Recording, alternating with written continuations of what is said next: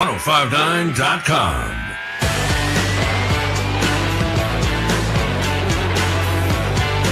Hey!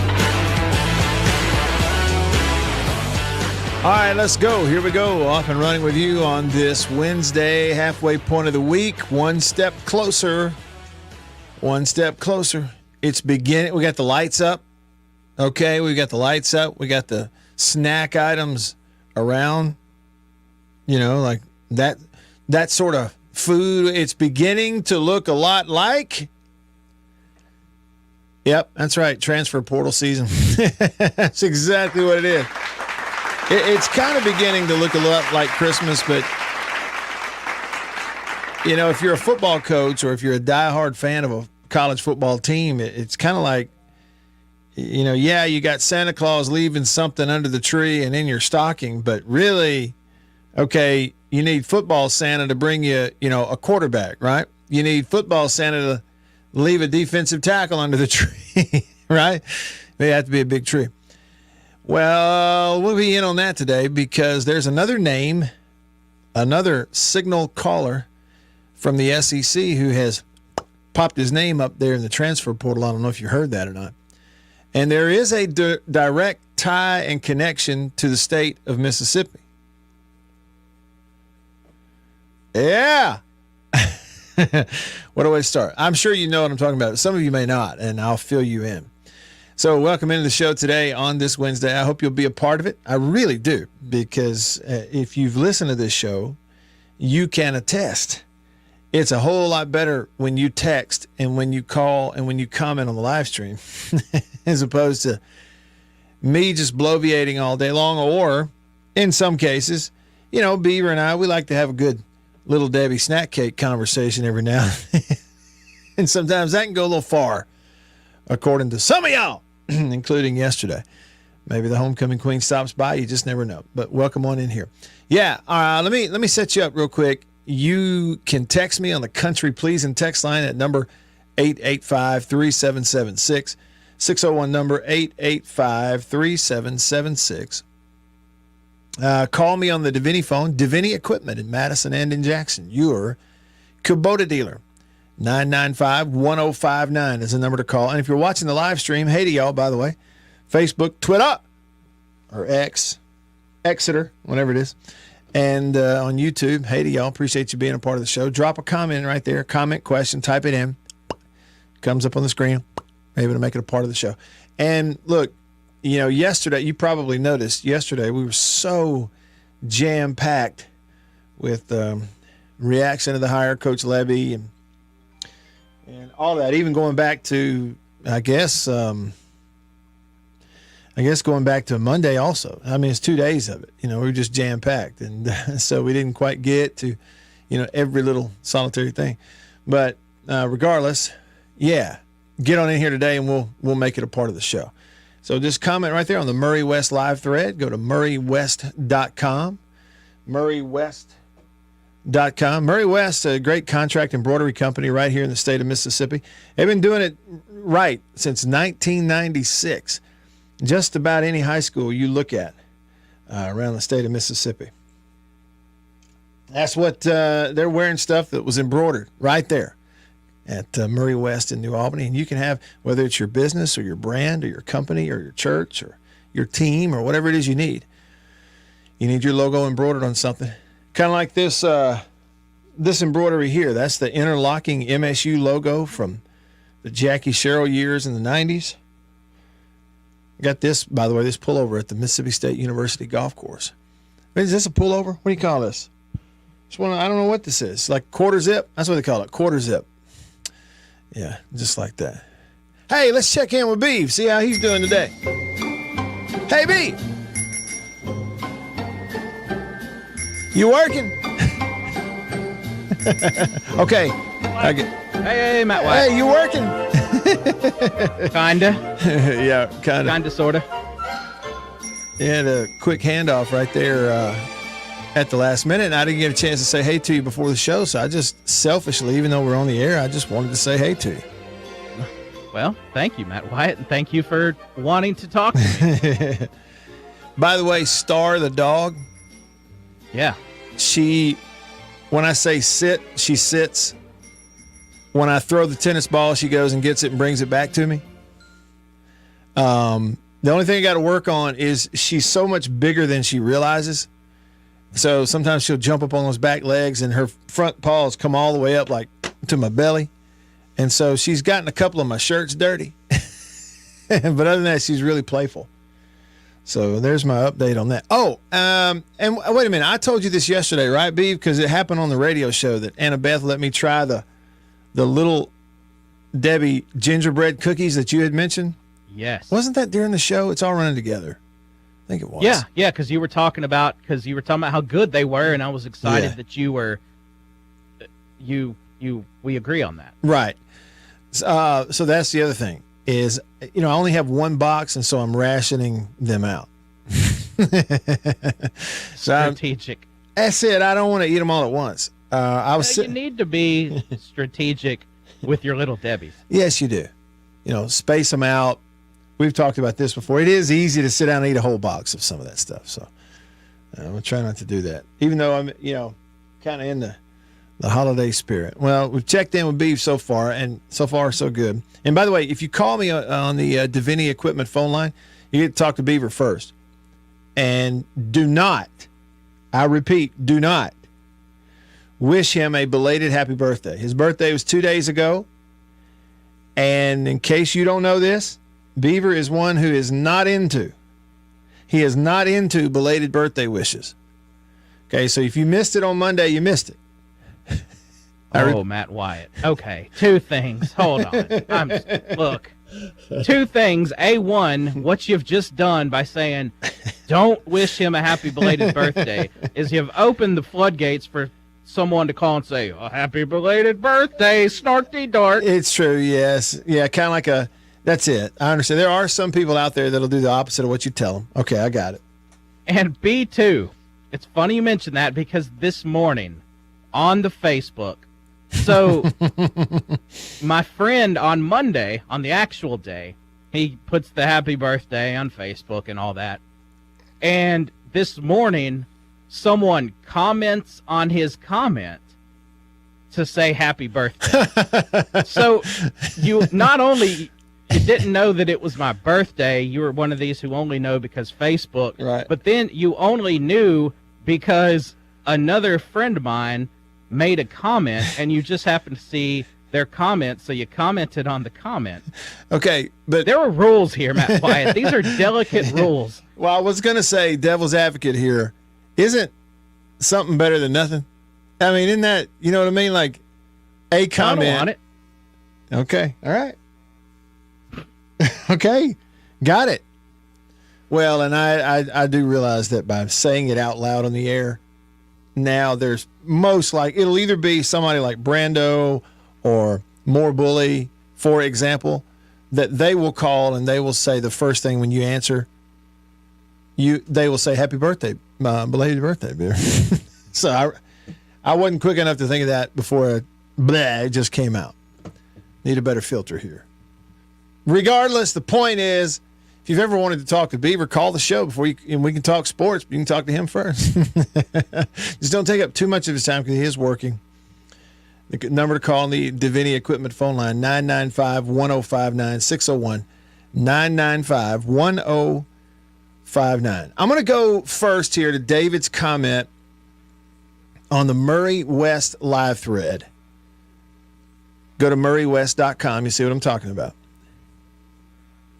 David said, extremely happy that Bump and Turner are staying ready for defensive coordinator and offensive line coach next. Well, let me just tell you, that is, got a little Hail State fight song going because that is really good news. I just think not only for Chad Bumpus and David Turner, two guys who were in their first year coaching in Starkville, left other jobs, came there, but they're great people. In one way, shape, form, or fashion, they've both spent a ton of time at Mississippi State. Of course, David Turner's coached there a bunch in the past. Chad played there, is from Tupelo. And they're both good recruiters, and Chad's been on hot streak recently, recruiting. I think he's done as well or better than anybody else on the staff, and it just makes sense. I saw that too, David. I was just really happy to see it. I felt like, one, on a personal level, those are just the kind of guys you want around. They are. And now you look at it, Chad Bumphus, receivers coach, David Turner, defensive line coach, they're both on kind of opposite ends of their careers. It feels like Chad is really just getting started, and he is. He's a young guy. When did he graduate college? So he was a freshman, 9, 10, 11, 12. So the 12 season was his final year in college and bounced to the NFL, almost made it on with the Dolphins. He was kind of a preseason star that year in preseason camp for the Miami Dolphins, played in a Hall of Fame game, had a big game and all that, but didn't make the final roster.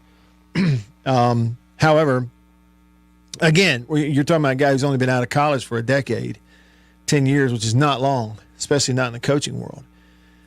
Quickly, within that first 10 years, had moved himself up to an on-field position coach at a Power 5 school, was coaching, receivers at Utah, had spent some time, I think, at Buffalo before that, and did a great job at Utah, and then lands a job there at Mississippi State, and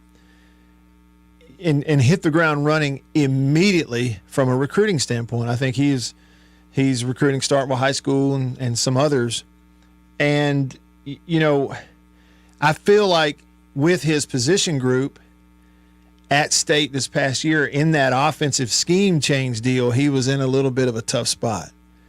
Tough spot might not be the right word, but an awkward spot. Okay, because one, here comes Chad into the program, and he's coaching on the offensive side with guys he doesn't know. He's not there for a system. He's there because he's a State guy and a recruiter. Well, so he's coaching us with coaches he doesn't know. He's met the offense coordinator who he's coaching for the first time, the offensive line coach for the first time, the tight ends coach for the first time. All of that, the running backs coach. I guess maybe there's a little bit of familiarity there, but still not much. So that's a bit of a challenge. And then everybody, including all these other new coaches, are going through this manual reset of the offense they were trying to make happen, which we've covered that. I'm not going to beat a dead horse anymore. It was a terrible decision, and it basically instigated wasting this year for a lot of those seniors, and you hate it, but it did. So in terms of coaching receivers in that environment, I think it had to be a tough one for him. And, they probably have barely had staff meetings, if any, let alone they hadn't practiced yet. Spring's not for several months away. But it just, you look at a guy and an offense and a system like what Jeff Lebby runs, he's going to know it like the back of his hand. It's just going to be so much better of an environment for Chad, who is just getting started coaching at the SEC level. He's played here, but just getting started coaching at the SEC. It's going to be such a good experience for Chad to coach receivers or whatever it is he coaches, whatever position he coaches on that offensive side under Lebby and in that system. It's going to be invaluable for him. But I also think it's good for the program. You got consistency at that position. There's obviously players in that group who like Chad Bumphus, Xavion and Tulu and those guys who, as a program, you really want them to stay and not transfer somewhere else, So I just think it's a smart move. And, again, on the other end of the age spectrum is David Turner. He's probably towards the back end of his career, a long-time veteran, coached a bunch of great defensive lines at Mississippi State earlier, has also been around at other SEC schools, A&M and Kentucky and some other places like that. He's back in Starkville.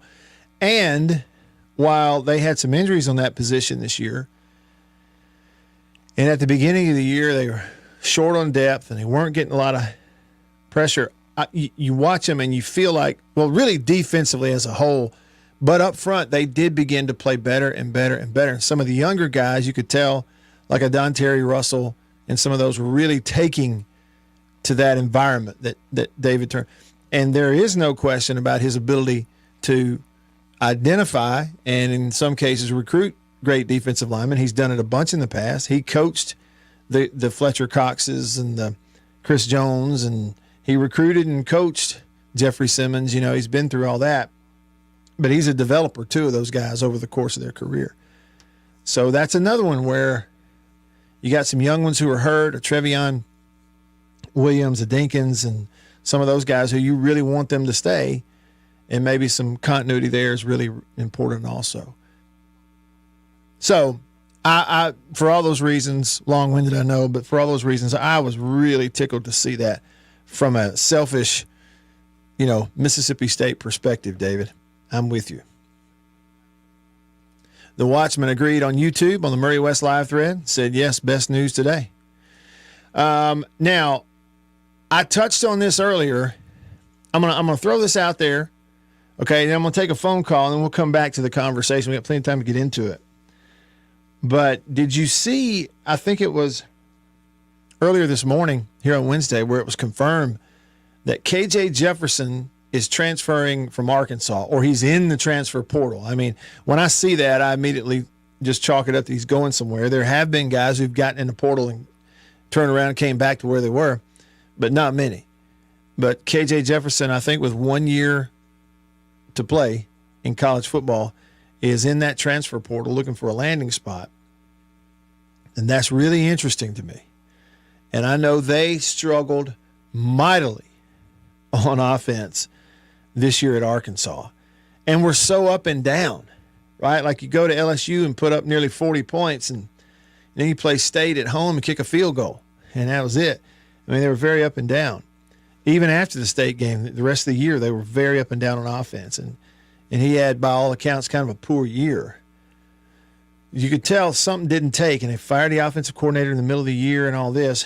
You go back to his previous experience at Arkansas under Kendall Briles, he thrived. KJ Jefferson really thrived. He was younger. He was probably a little less banged up and a little more healthy in those younger years. But he thrived in that RPO read-it system under Kendall Briles. And I would think that I would still think, I know as bad as they struggle this year, I still would think that there will be no shortage of opportunities for KJ Jefferson coming out of that transfer portal from Arkansas. So let me know what you think about that. All right, here we go over to the phone line, the Davini Equipment phone, Rooster on line 1. What's up, Rooster? Hey. Hey. I told Beaver Merry Christmas. We're not too early for Merry Christmas. No birthday. Attaboy. But I haven't gotten in my Egg Bowl comment. They'll be brief. Mm. It was not close to my prediction and an absolute travesty. But he made those 2 field goals. That game would have been a lot closer. Yeah. Had those 2 field goals been made. Yeah, and it would have felt the momentum of the game. Yeah, that's right. Ifs and buts, but you're right. I mean, especially if he makes the one in the first half, everything would feel different the rest of the way because the defense was playing well. Yeah, we've definitely had a shift. We now have Ole Miss back on top. For sure. It looks like 4 out of 5 Egg Bowls for Lane Kiffin. They'll win next year, of course. But listen, my question is, why the cover-up? Nobody's mentioning it. Alabama, LSU, Auburn, no longer on Mississippi State's schedule. Yeah. How did that happen? Well, help me out here, Rooster. Do we have the full schedule yet? Has it been? I didn't know that. When did they release it? I might have missed it. They're selling tickets. They're selling home game tickets now. All right, I'm gonna look this up because I didn't. Well, it's a pretty good schedule, home schedule, but no Alabama, no Auburn, no LSU. Luckily, they didn't take Ole Miss. But the SEC West Division is wrecked, no question. It's gone. And yeah, right. I guess thanks for the memories, but I mean, come on. Yeah. Common sense. 90 miles apart, and you don't play each other. Yeah. Absolutely no sense. Okay. That's a complete no-brainer. Okay, so you're right. My solution to you last year was split it into 2 divisions and make Alabama a permanent foe. Put them in the East, and give us Texas, Missouri, and Oklahoma in the West. A lot of people felt like it would have made. It certainly felt like it would have made sense geographically to just put Alabama. Redo the division, still have divisions, redo them, put Alabama in an East division with Auburn and Tennessee, and then draw a line right there, and then everything west of that. But Matt, it makes no sense to take Alabama off Mississippi State's schedule ever. Who did that? Well, I'll be honest with you, I'm okay with it. I'm tired of getting your brains beat out year after year. I was going to print 1,000 shirts, beat Bama. Now it's play Bama. You know, I'm running for political office. I want to make it political and sport related. But gosh. Okay, so yeah, State's going to have LSU off the schedule. State's going to have home games next year against Arkansas, Florida, Missouri, and Texas A&M, and they're going to have State will have road games next year against Ole Miss and the Egg, Georgia, Texas, and Tennessee. Yeah, so it's a really tough road schedule. That's a really tough road schedule next year for. Well, they will duplicate 1-7. They'll be 1-7 again in the SEC. That's the best they can hope for. I mean, we're stuck on 7 this year. 17-7, finished 1-7 and 5-7. Although one 5-7 team's going to a bowl game. Yeah, who is it? We went 1 year at 5-7, but with 82 teams making the bowl, there's no reason ever not to make a bowl game. You ain't kidding, man. I am with you, in the SEC. Rooster. I am with you on that. I am not someone who will stand here and like pour water on the idea of having a 13-year bowl streak. I'm not saying it's not an accomplishment. The thing is, though, we've got so many bowl games that for a place that cares about football, its baseline is to be in one. It shows you how bad you have to be to not make one, frankly. Good call, Rooster. Good to hear from you. What do y'all think? Thank you. God bless, guys. God bless you. Appreciate the phone call. All right, rolling along. Stick around.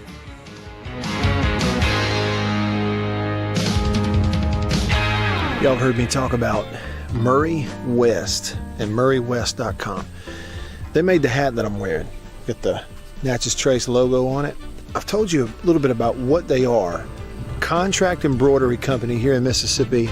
Started back in 1996, family owned. They do a phenomenal job, and I got to go visit their place up in New Albany. Let me show you a little bit about it.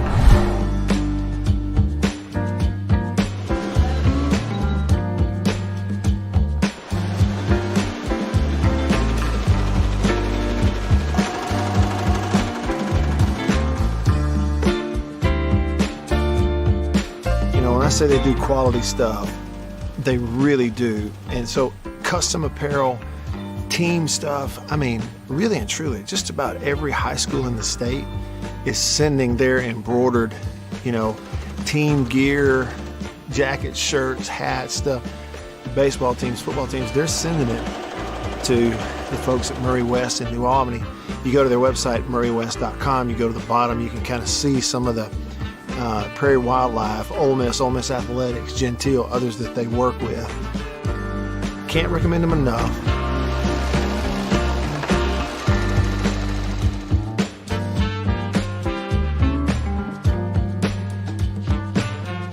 If you need your logo printed, embroidered, sewn on to anything, custom apparel and other stuff, make sure you go there. Murray West, you can find them online. MurrayWest.com. That's MURRY West.com. I'm Eddie Holcomb with Washington County Farm Bureau Insurance. I'm Scott Rainwater with Farm Bureau Insurance here in Washington County. I'm Blake Policini with Washington County Farm Bureau. I'm Brian Street with Farm Bureau Insurance in Washington County, and we are your home team. I think you know what time it is. It's time to eat. Country pleasing, jalapeno and cheddar, green onion. And no, it's not a grill, see that? But the fire is just about burnt down enough where it's time to put some of this on there. And the only decision when it comes to country pleasing sausage is which flavor, jalapeno and cheddar or maybe green onion. Both. Break me off a piece of that. Look at that. You know what that is? That's real green onion. Like that monkey who set his tail on a railroad track. It won't be long now.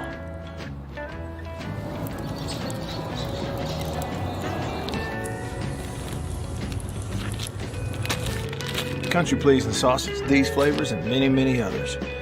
Get them online at countrypleasing.com. At a grocery store near you, pretty much anywhere in the Southeast. Walk up in there and say, Country Pleasing, please. They'll know what you're talking about.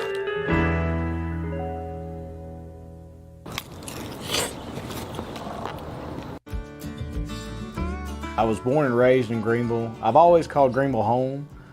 This is where I, was raised, went to high school, graduated high school, worked all my life here leading up to going to college. So even when I moved from Greenville, I always told people, they asked me where you're from, I always said I'm from Greenville. I have mother, father, brother, niece, aunt, all live here in Greenville. So this is home. This is where I, live, and I've just always called it home. Small town, I feel like I could walk in any place tomorrow and know 2 to 3 people in there. It's small town. Someone's on the side of the road broken down. Hey, you need a boost, flat tire, you need help changing it. That's just kind of, what I love about this area, the blues and the food and everything that comes along with the Mississippi Delta that I love. I tell people all the time, my business cards have my cell phone number on them for a reason. Insurance doesn't happen from 8 to 5. When you need me, it's going to be after. 9.com.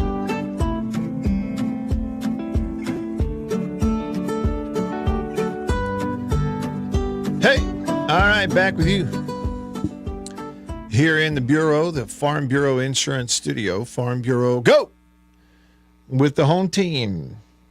Yeah, so Alabama is not on state schedule next year, nor is Auburn, nor is LSU. Y'all torn up about that? Anybody really upset about it? I'm kind of like, who cares? I mean, you're still playing. I mean, you still got Ole Miss. You're still playing teams. Like you got Tennessee on there, road trip to Tennessee.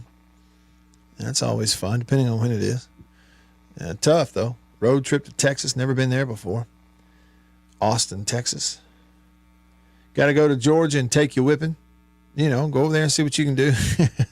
That one, but a bunch of winnable home games, frankly, and a good home schedule. So, I'm not like Rooster. Shock, horror, can't believe we don't play LSU or Auburn. I don't care what. Who gives a flip? I don't care. Put them on there, take them off. I don't care. I'll tell you one thing. I'm glad Kentucky's not on there. Sick of playing them. Ever how many years it's been in the league shoving it down our throat. Oh, this is your quote-unquote rivalry. It is? Thanks for letting me know what my rivalry is. Thanks for telling me what the most important game should be to me. Other than, the one at the end of the year, right? I mean, sick of making that trip, sick of seeing that matchup. So, yeah, I'm okay with something a little different here. I'm going to be honest with y'all. 2 things coming to the phone, and as you can tell, again, if you're on the live stream, commenting on the Murray West live thread there, got a lot of comments. Going to try to get to as many as we can. I'll do my best not to get behind on the country pleasing text line. So Rhino and Jason and Grumpy and Tim and Beeves, former neighbor Steven and Anthony and J Rock, I'm coming to y'all. We're going to hit a couple phone calls. I did want to put this out there. So did mention, saw it this morning. KJ Jefferson, Arkansas, is in the transfer portal. Another one I just saw, Florida quarterback Max Brown is entering the transfer portal. After Graham Mertz's injury, he played some. So we put that one in there as another quarterback going in. And then on top of all that, here is a quote. It was either last night or earlier today from Nebraska head coach Matt Rule. Quote, a good QB in the portal costs $1 million, $1.5 to $2 million in name, image, and likeness. How about that? All right, over to the phone, the Davini Equipment phone line. Folks are hanging on. We're going to start on line 1 with Thibodeau. Thibodeau, thanks for calling. What's up? Hey, what's happening, man? Look, I told you over the holidays that I couldn't wait for Monday's show because so much stuff had happened over the sports weekend. Yeah. But I'm just now getting a chance to call in because my wife's car's in the shop, so I've been chauffeuring around and running errands and been a lot of interruptions during radio time. But I had to just interrupt my lunch because I got to talk about Rooster. Okay, yeah, let me have it. There's a couple things you like about the guy. One, you never know what you're going to get. And 2, you really don't ever know what you're going to get. But I'm going to be honest here, man. That's the first person I've spoken to that's bothered by not playing Alabama. Right, I mean, come on. I think it was like 4 or 5 months ago they sent that shot out all over social media about what our schedules were going to look like. Yeah. And every person I know that cheers for Maroon and White was like, no Alabama, no LSU? Great. Sick of it. Yeah. Look, I'm with you. especially in a year when you're going to have to turn around, That's in a it. Yeah. year where things you're trying to build it up. You don't. Yeah, Georgia's not going to be easy. Texas not going to be easy, but still. Yeah. You're getting those perpetual losses off your schedule, and that's nice. And from what I understand, they're going to rotate those. Right. So we will see Alabama, I guess, in probably 4 or 5 years or something. Something like that. Within that time, for sure. So I'm a traditionalist, but I'm not mad about this at all. Yeah, no, I'm with you. My deal is, selfishly, you look at it from a perspective, the reality where state is, what you've gone through, coaching turnover, new system, kind of there's some start over there. Well, yeah, so if that's what you're going to be going through, and you're going to have some like you say, perpetual thumpings on your schedule because you're in the SEC, it might as well be interesting. I mean, like, you know what I'm saying? At least going to Texas next year is interesting. Going in there. I got news for you. If it was a trip to Tuscaloosa next year, it really ain't even that interesting. Just being honest, So I'm like you, man. Change it up. I like it. Thanks for the call, Thibodeau. All right. Over to line two, where Chris from Macon is hanging on. What's up, Chris? Chris. All right, got Hello, you now. Got you now. Go ahead. Hey, first thing I want to know is what's Rooster been drinking this morning? Because it dang sure ain't been orange juice. I should have asked him. Like, how you can be – look, I want to say this, just put it out there. Mississippi State fans that hold on to tradition and all this old stuff that we're used to, please, let it go because it's been broken for a long time. Yeah. It's like holding on to that old broken VCR. You just don't want to get up with the times. Let it go. Thank God we do not have to play Alabama and LSU. And if they want to call Kentucky our rival, I don't believe that. I mean, I would call Auburn more of our rival because what other team have we had a 3-2 game against and played some really good games against? I mean, we were the only team that even competed with them the year that they had Cam Newton, other than Alabama. Yeah. So, but I also wanted to call Matt. I mean, I am really, really excited about this hire. I don't know if I've been more excited other than Mike Leach in a long time for a hire. Yeah. And because I think that it's something that we can actually grow with. Yeah. And I think Jeff Levy's gonna really, really enjoy sticking it to Lane Kiffin. But the other thing I wanted to say is I'm proud of our basketball team. Yes, we lost last night, but even in a bad night, those kids didn't give up, and that is a testament to our coach. And all I could think about during that game last night was, what if we had Solo Smith? Yeah. What would this look like? Yeah. I mean, like, I'm excited for the guy to come back because with him and that other big guy that's down in the bottom, I mean, like, we ought to be unstoppable, just be able to throw them the ball and let them score because nobody plays like that anymore. But that's a good point. Yeah. Have a good day, Matt. I just wanted to say that State fans need to quit holding on to the past and embrace the future. This is just ridiculous. Like, it's like some of our Cowboy fans are like, oh, what about the run? We can't stop the run. Well, evidently we can because we played the two best running teams in the NFL, and they didn't run against us, neither Philly or the 49ers run against us. But when some Chris, of these other people do, it's just look, like here's the thing about it, though. It is one of the things I love so much about following the NFL is, you're almost never out of it. Like every week, so many teams in the regular season, you got something massive to play for because all you got to do is establish yourself in the playoffs, get in the playoffs. You don't have to be a number one seed and get a bye, and you can go on a run and play your way to a Super Bowl. And so It's like the Cowboys when they went and they got absolutely dominated by the 49ers out there.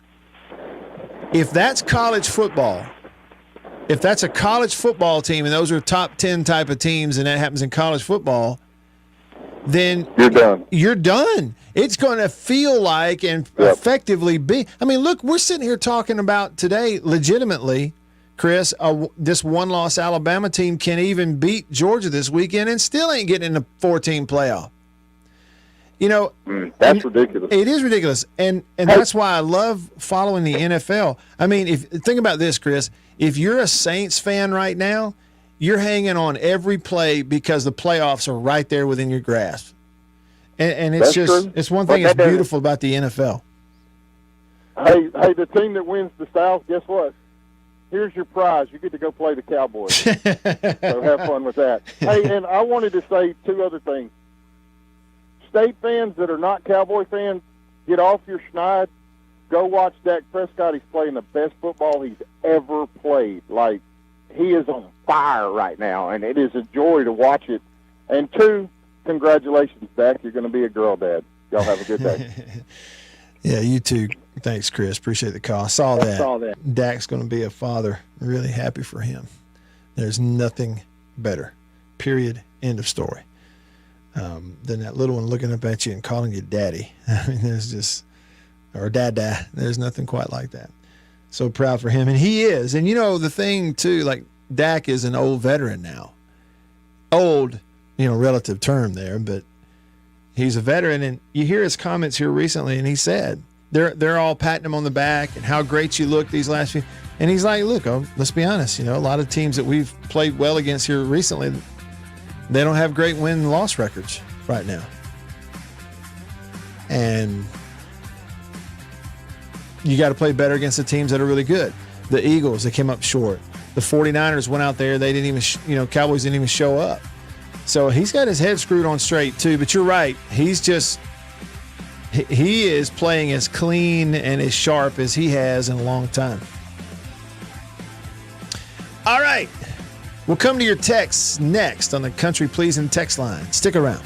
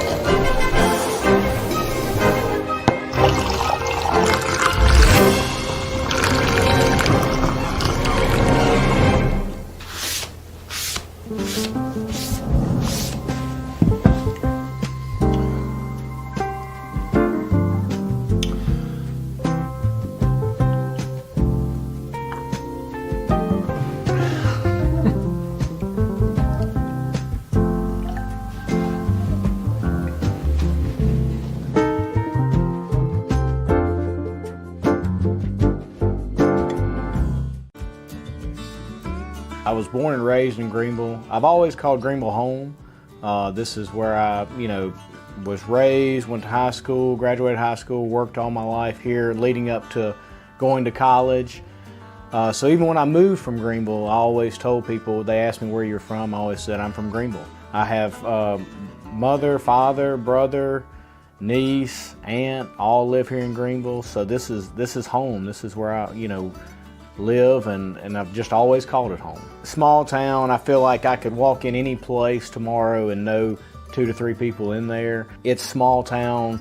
Someone's on the side of the road broken down. Hey, you need a boost, flat tire, you need help changing it. That's just kind of, what I love about this area, the blues and the food and everything that comes along with the Mississippi Delta that I love. I tell people all the time, my business cards have my cell phone number on them for a reason. Insurance doesn't happen from 8 to 5. When you need me, it's going to be after 5. It hardly ever happens where you have a wreck, get pulled over, need an insurance card, wind blows, shingles off your roof. All these things happen, and it's typically after 5. And so the ability for someone to call me, get in contact with me, text me, ask me a question. And that's what it's about to me, is helping the people that we serve, is taking care of people and them knowing that they can count on me whenever they need me. I am Brian Street with Farm Bureau Insurance in Washington County, and we are your home team. Y'all have heard me talk about Murray West and murraywest.com. They made the hat that I'm wearing. Got the Natchez Trace logo on it. I've told you a little bit about what they are. Contract embroidery company here in Mississippi. Started back in 1996, family owned. They do a phenomenal job, and I got to go visit their place up in New Albany. Let me show you a little bit about it.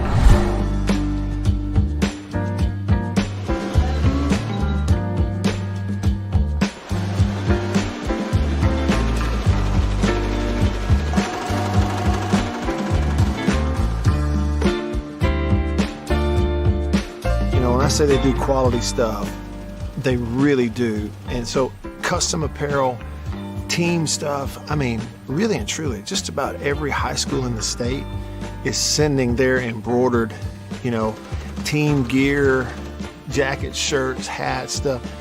Baseball teams, football teams, they're sending it to the folks at Murray West in New Albany. You go to their website, murraywest.com, you go to the bottom, you can kind of see some of the Prairie Wildlife, Ole Miss Athletics, Gentile, others that they work with. Can't recommend them enough.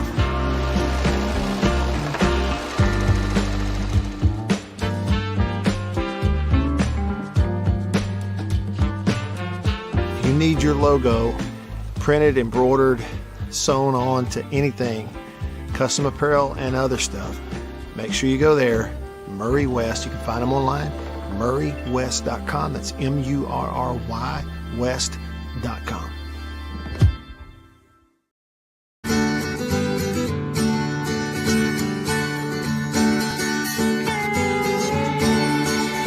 All right, here we go.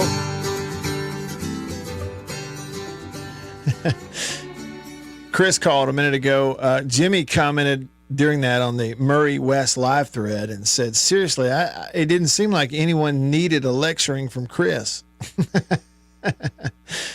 Jimmy, thanks.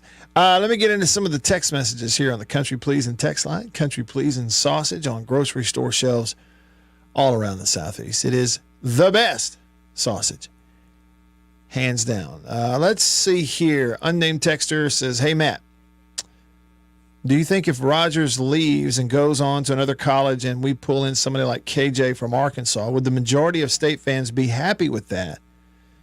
He says, I know I wish Will Rogers would stick it out one last time, maybe put some athletes around him and see what happens.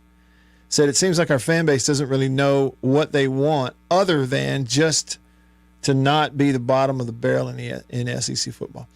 Well, and regarding that, the quarterback trade, I guess it depends on who you ask, who would be happy with what.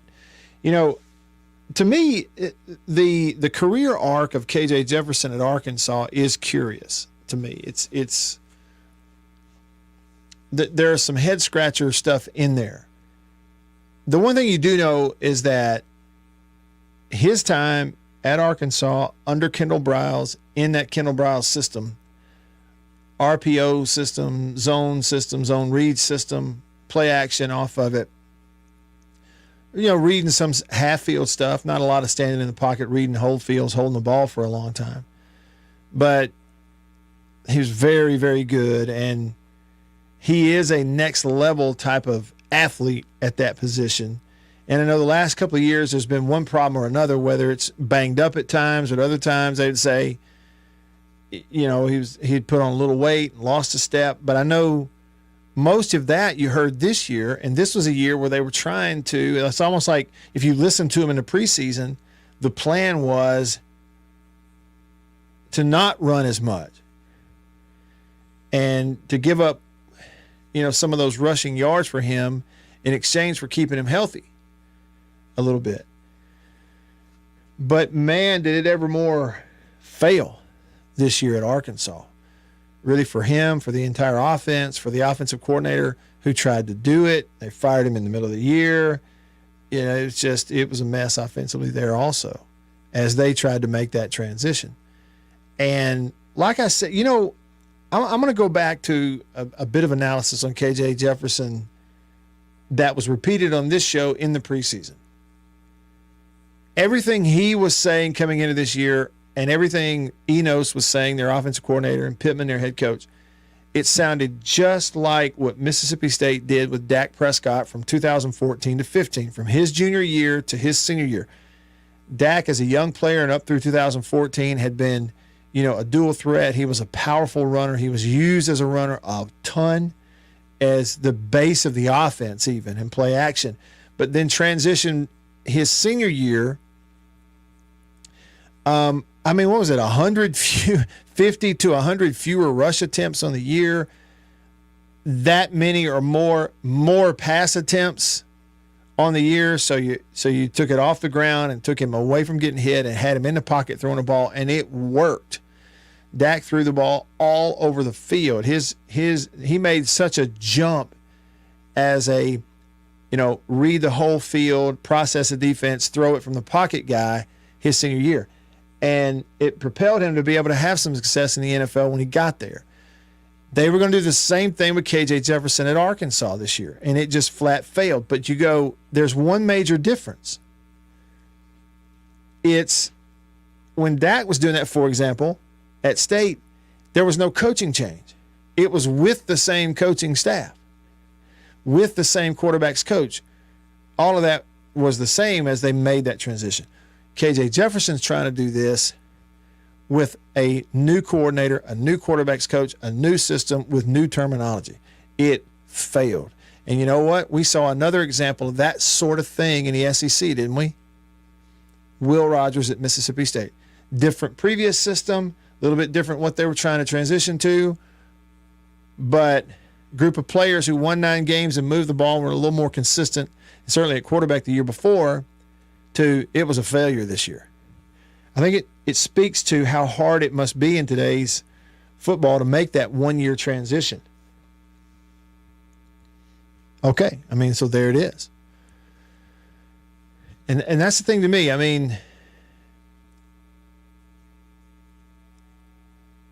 If there's a relationship there and there's a scheme fit there and some familiarity there, and you feel like,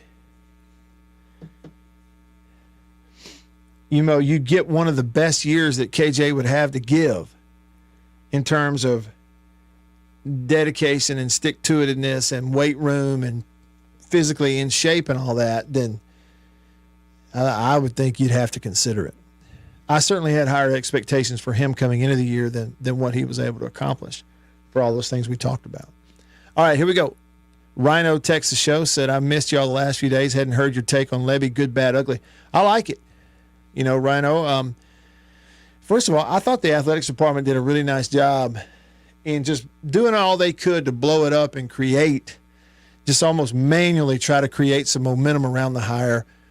And that coupled with the fact that he really is a guy with a resume and a background that people are excited about his offense just naturally, organically. So all that's positive momentum that they've generated before they even have their first practice, which is good. You got to have some of that.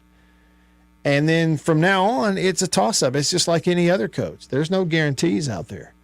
There's been a lot of times where it looked like a guarantee, and boy, it wasn't, and vice versa. So, we got to see how it goes. But to this point, I really like the way it looks. Jason in Flagstaff says, absolutely going to wish Beaver a happy belated birthday now. He says, every time I call from here on out. He said he should have said something the other day when I sent him the cookies. He put a bow on it. Yeah, you should have. Now, Matt Wyatt, I thought he said, as I told you the other day, there are exceptions that can be made for certain people. Anna Beth got a pass. She can wish a belated birthday. Jason in Flagstaff, he can also. That's funny. He said he's going to do it year round now. Yeah, I'll accept that from him too. Yeah, certain people can have exceptions. Well, not grumpy. He mailed you gifts, so Yeah. There you go. You hear that, Jason? You're in the good graces Have fun with it. Grumpy texted the show and said, Beaver, Grumpy thinks you're taking your birthday too seriously, by the way. He says, you share your birthday with Grumpy's 21-year-old twin granddaughters who are successful and spoiled juniors at Mississippi State, and then he wished you a Roll Tide. There's a whole lot in that text it's just a lot there. Well, perhaps Grumpy is taking me too seriously. Yeah.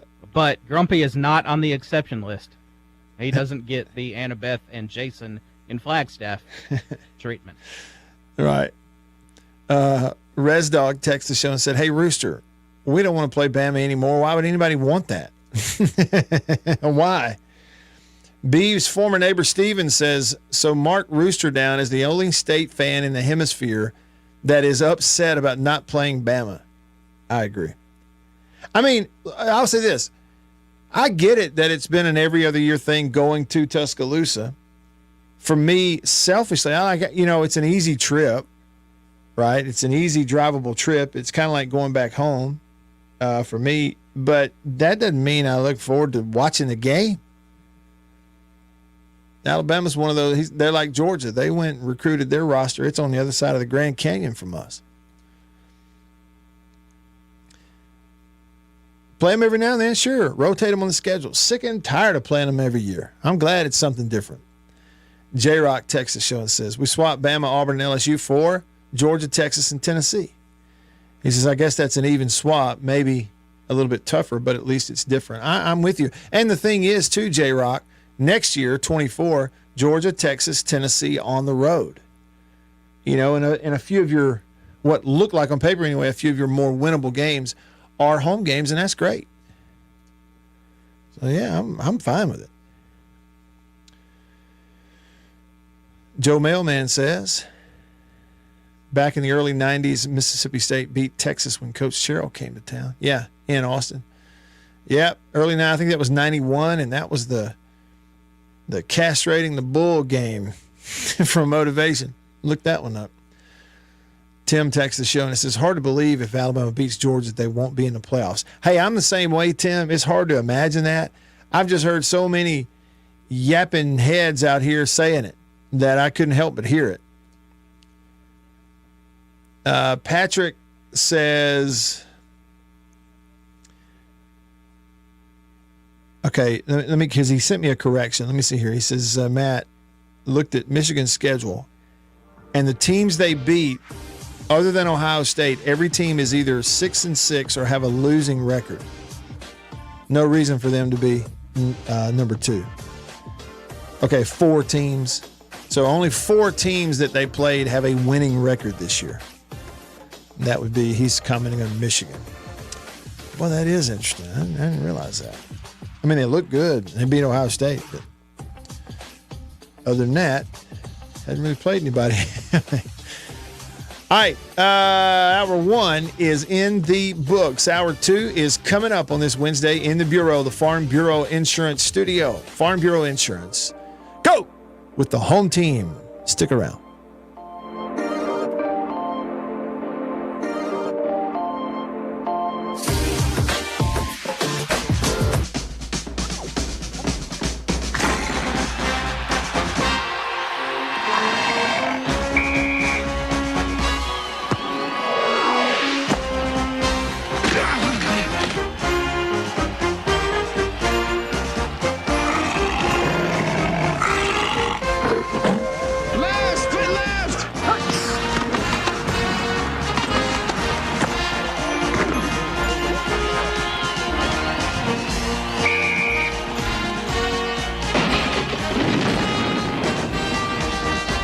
Today's game from Tuscaloosa, Alabama.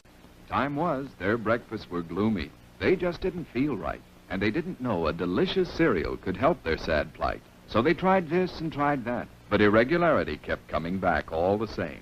For as often the case, lack of bulk in their diet was actually to blame. Once at the grocer's, the wife was so drooping and sagging that a neighbor said, "Get on Kellogg's All-Bran wagon. Why, All-Bran has a flavor that's scrumptious to eat. So rich and nut-like, makes breakfast a treat. And of course, Kellogg's All-Bran can help you each day to youthful regularity, the dietary way." "Well, it might do some good," said the wife with a sigh. Guess I'll get some All Bran and give it a try. Soon, breakfasts at her house were happy and bright, for delicious Kellogg's All Bran set their day off right. Yes, All Bran supplies all the bulk in your diet, you see, that you may need for youthful regularity. And no half-brand cereal possibly can provide this help as surely as Kellogg's All Bran. A delicious, non-habit-forming aid to your diet. You're sure to like All Bran. Just buy it and try it. Get on the Kellogg's All Bran wagon with the best bran in the land. The cereal that tastes bran, the cereal that's all bran, a breakfast treat that can't be beat. Be a regular guy and climb aboard the All Bran wagon. Eat Kellogg's All Bran. What is the secret of this enchanted book? What wonders are hidden within its pages? What magical spell does it cast on all who read it? What is the secret of the never-ending story? But that's impossible!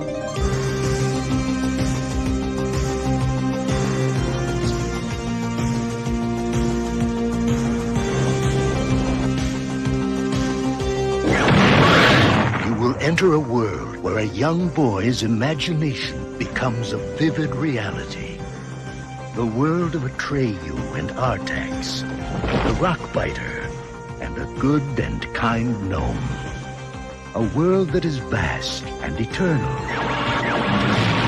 treacherous and dazzling, unforgettable and free. Yeah! For anyone who's ever made a wish, believed in a fantasy, or had a dream, this is the never-ending story.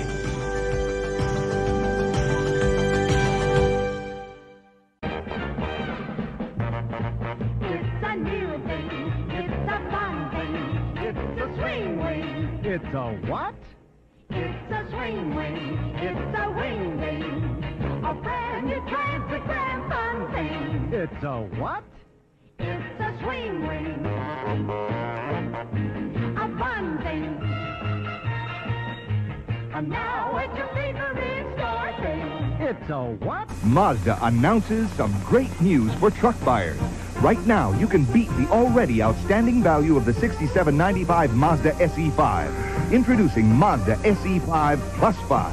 $625 worth of extra features at no extra charge from Mazda. You get a bed liner, mud guards, sliding rear window, floor mats, and AM/FM stereo. That's a $625 value at no extra charge. But hurry, offer ends soon.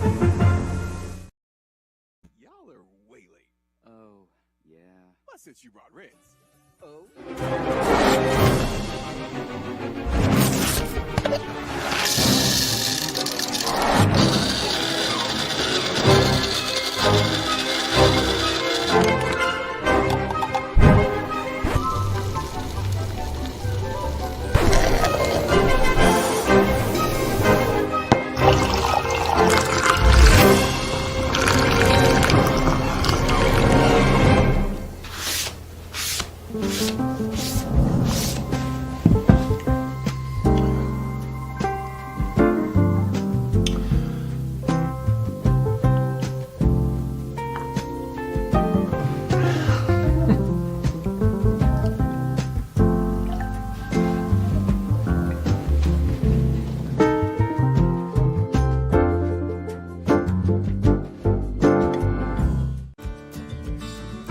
I was born and raised in Greenville. I've always called Greenville home. This is where I, was raised, went to high school, graduated high school, worked all my life here leading up to going to college. So even when I moved from Greenville, I always told people, they asked me where you're from, I always said I'm from Greenville. I have mother, father, brother, niece, aunt, all live here in Greenville. So this is home. This is where I, live, and I've just always called it home. Small town, I feel like I could walk in any place tomorrow and know 2 to 3 people in there. It's small town, someone's on the side of the road broken down, hey. Direct and live. Live at the Zone 105.9 and worldwide. Now, here we go. At the Zone 105.9.com.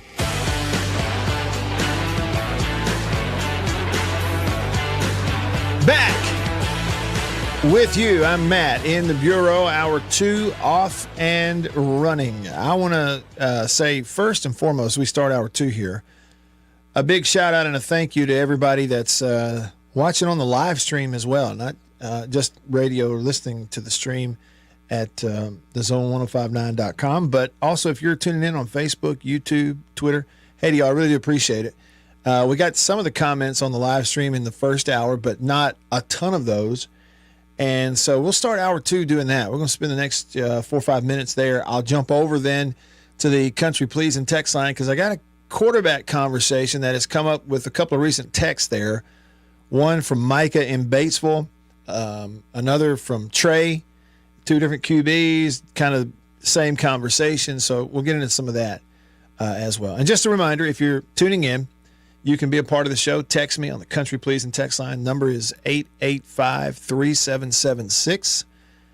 You can comment on the live stream, YouTube, Facebook. Just type it in and it pops up right there, and I can see it and put it up on the screen. Like Steve here, his comment on Facebook says, "What about Coach Knox?" And we'll discuss that coming up. And also the phone line is open, so give me a call.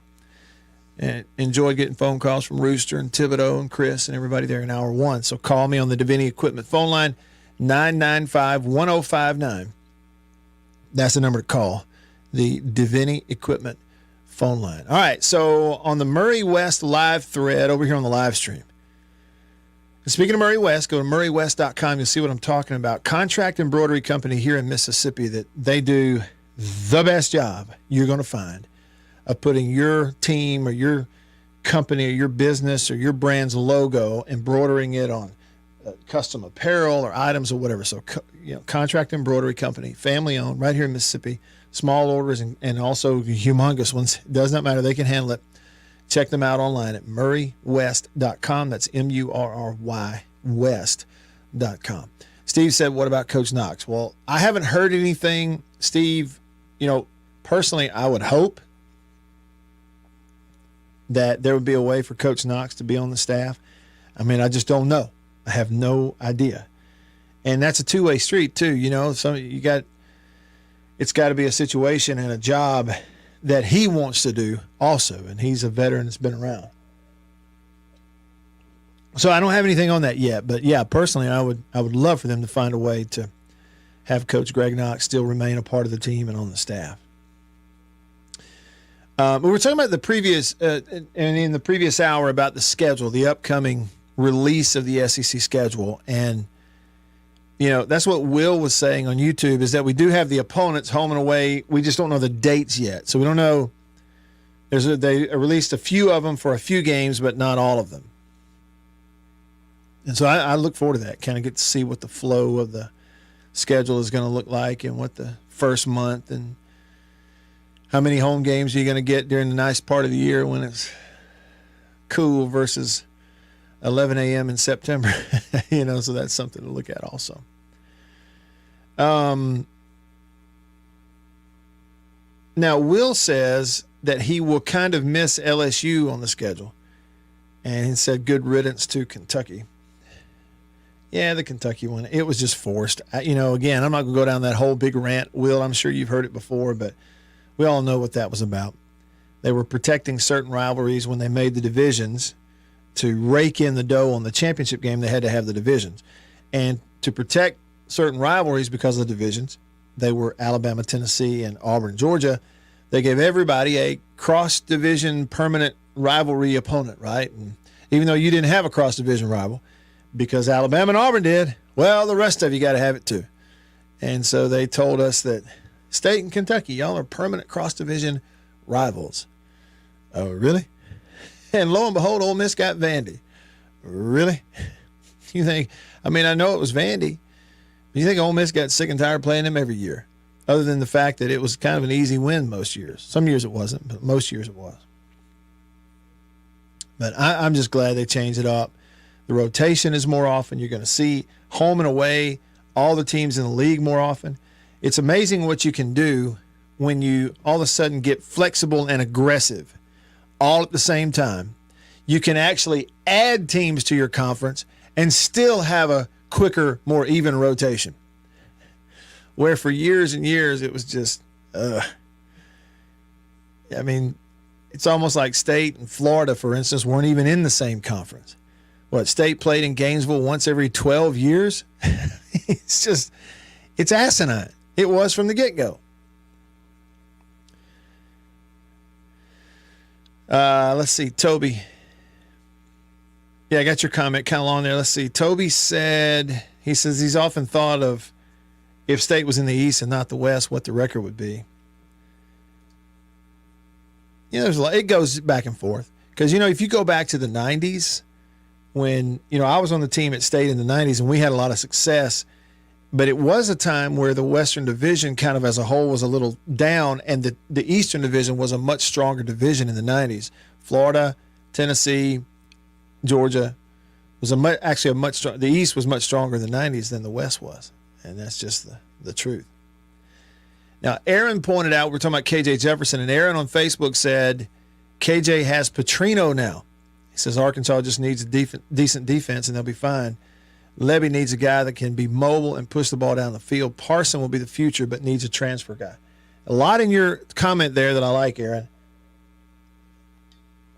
And I genuinely say this, it's what I think. I'm not saying this because I feel like, what I say has some sort of effect, positive or negative, on what kids' decisions might be in the transfer portal or not. That's not it at all. They don't care what I think or what I say. It's just my honest opinion. I've seen just enough of Chris Parson to think, you know, really as a prospect and as an athlete and as a quarterback, his makeup to me really is kind of what the Jeff Levy offenses have always tried to recruit. That's what he's what they're after. It's just he's brand new, right? Like he hadn't been out of high school very long.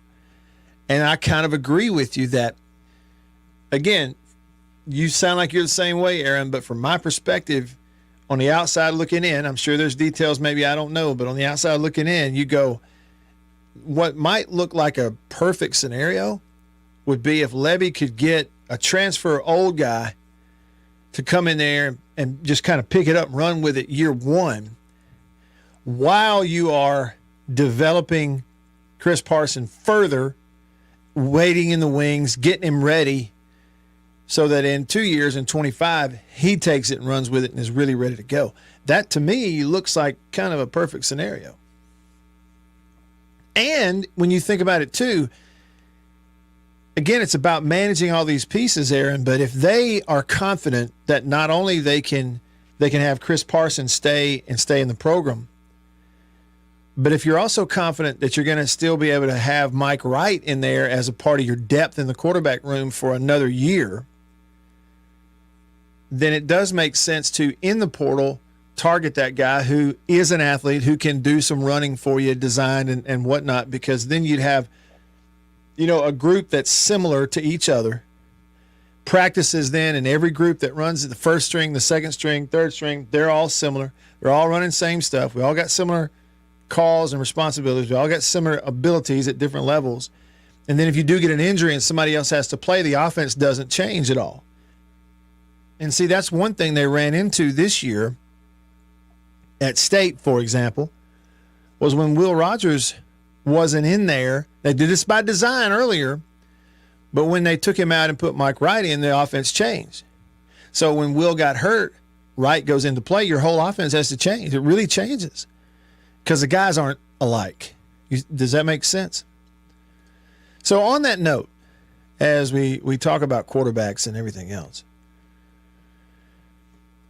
and see, Austin, I'm gonna go here. Austin commented on YouTube and said, is KJ no longer in the portal? I thought he was in the portal. I thought he was too. This morning, I got a text from a buddy of mine, and he texted me a Twitter link, and somebody had tweeted it out there. It was one of these official, services, some website covering college football. And there it was. KJ Jefferson, Arkansas quarterback, has entered the transfer portal. And, there was a few details on having 1 year left, barring a medical and all that kind of stuff. So that's the impression I'm under. Now, if it's changed, if somebody's saying, okay, well, he's changed his mind, y'all let me know. But I haven't seen it yet. And Bobby Petrino, the former head coach at Arkansas, that is official. He is coming back to Arkansas to be their offensive coordinator. And we hadn't even touched on that, but that's a weird scenario in and of itself. But yeah, only just a little bit before we started this radio show today, here in the middle of the day, like On 3, one of those websites, breaking: Arkansas quarterback KJ Jefferson plans to enter the NCAA transfer portal. Now, it didn't say he had, it said he plans to. And then right after that, you got the news that Bobby Petrino's coming to Arkansas to be the offensive coordinator. So, maybe it's changed, but I'm still under the impression that he's in the portal, just like seems like you're in that camp as well. Will commented on that subject and said, apparently KJ said he hasn't made a decision and he wants to meet with Petrino first. Will says, I think KJ made a post on Instagram saying as much to counter the early reports that he went to the portal. Saying that he's going to meet, since they announced Petrino's coming as OC, wants to meet with him first and all that. Okay. Well, there you go. So that would certainly then have an effect on my answer to the question that Micah sent me here on the Country Pleasing text line. Let me go back to it. Micah in Batesville said, thoughts on KJ coming to Starkville? Well, okay, let's just do an if, Micah. If KJ Jefferson enters the transfer portal and decides he's leaving Arkansas, you're looking at what? You're going to have to pay him $1 million. Are you? I mean, I read you the quote earlier. Matt Rule, head coach at Nebraska, said, quote, a quarterback in the portal is going for $1 to $1.5 to $2 million. All right, so you're going to pay. So the question is KJ the kind of player you're going to pay him for, $1 million to come play for you for 1 year? He hasn't been completely healthy his entire career, but it just seems to me that, again, if you had a scenario where you were confident that guys like Mike Wright and Chris Parson were going to stay and compete and try to win a starting job, but be your depth if they didn't win it,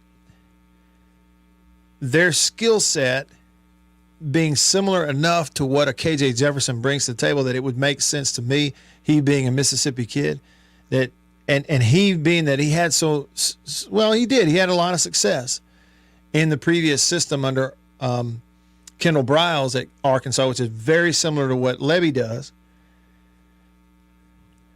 I would think you'd take a swing at it, or you'd look into it.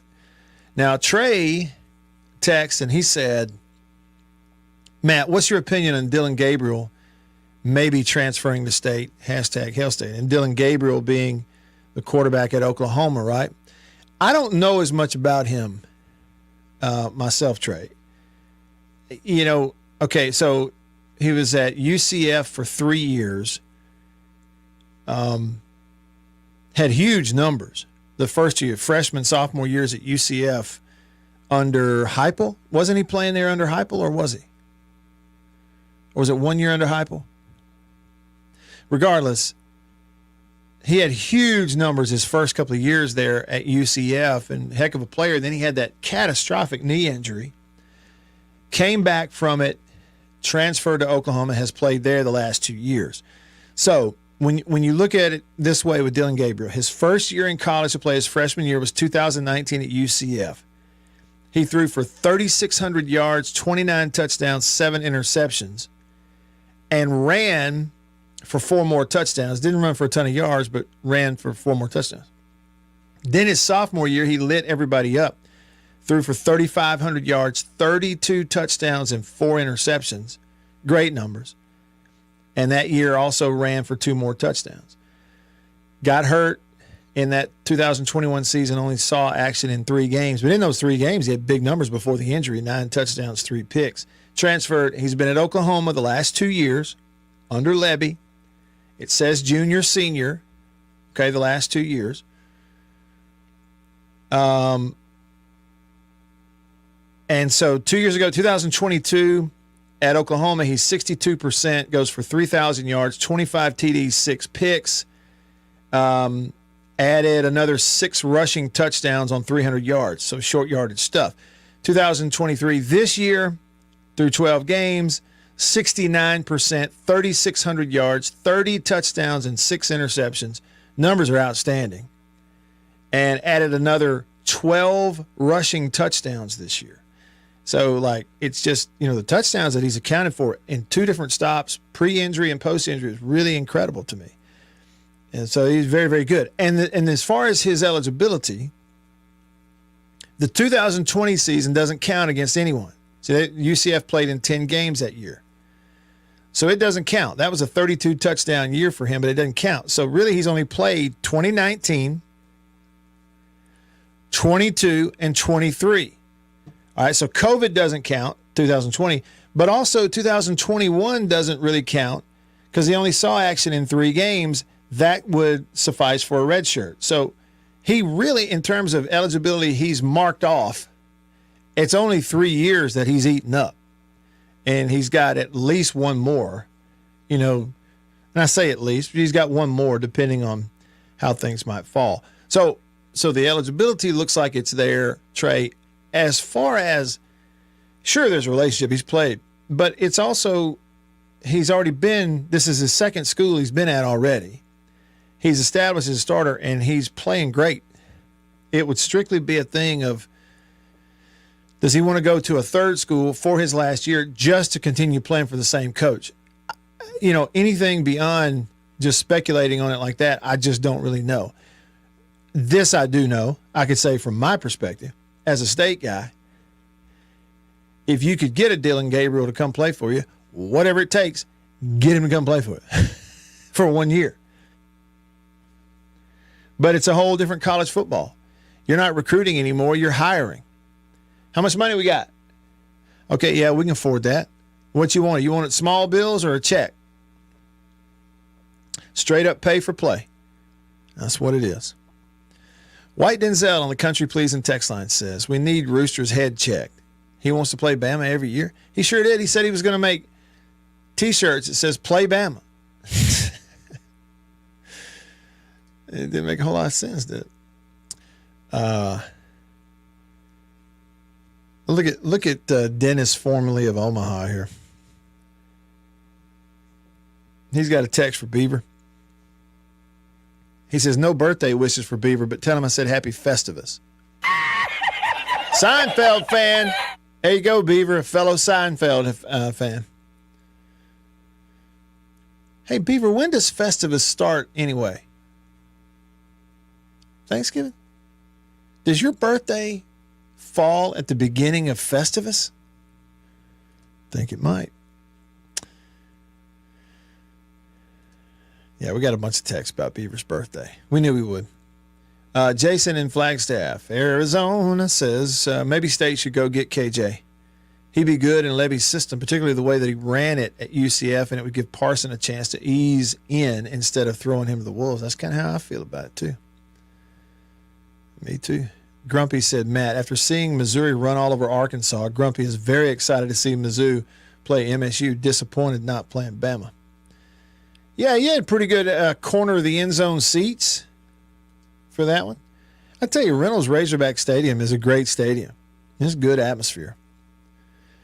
State Grad 98 says, question for Beaver. If Bo can bless us with a 6-hour show today, will you try to get Matt to do 6 hours today to make up for that wannabe host Jake taking a day off? Now, there is a dedicated listener to the radio station right there now. That's a dedicated listener. He's keeping tabs on who's here and who's not and for how long. Unnamed texter says, hey, Matt, what do you think the chances are that Arch Manning comes to play for Levy? Oh, what was that commercial, that NFL commercial they had recently where the guy goes, chances of that are less than 0. That's what I think. Less than 0. Bill, I got your text there. That's pretty hilarious.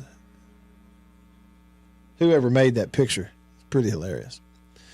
Micah in Batesville says, I would pay KJ $1 million in 2020 and 2021, but not last year. Yeah.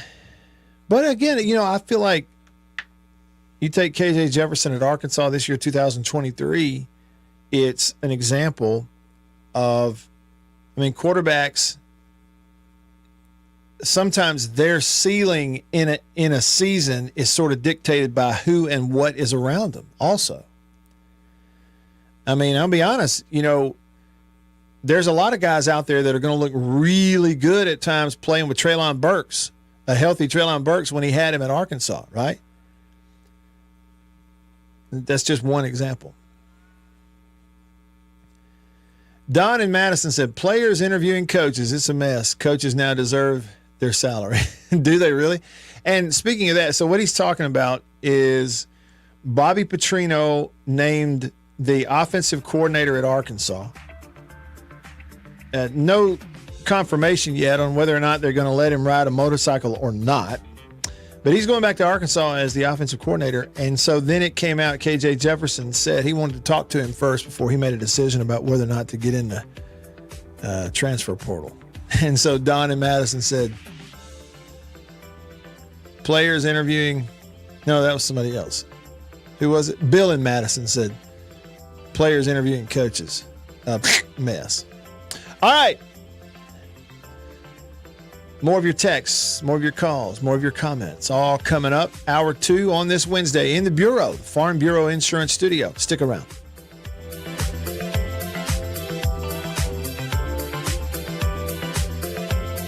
I'm Eddie Holcomb with Washington County Farm Bureau Insurance. I'm Scott Rainwater with Farm Bureau Insurance here in Washington County. I'm Blake Policini with Washington County Farm Bureau. I'm Brian Street with Farm Bureau Insurance in Washington County, and we are your home team.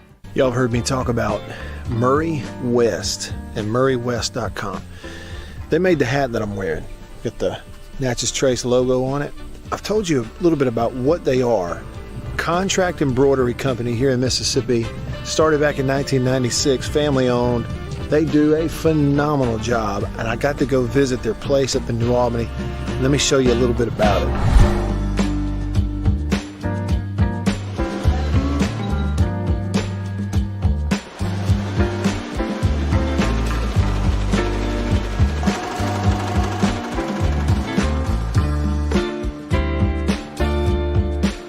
When I say they do quality stuff, they really do. And so custom apparel, team stuff, really and truly, just about every high school in the state is sending their embroidered, team gear, jackets, shirts, hats, stuff.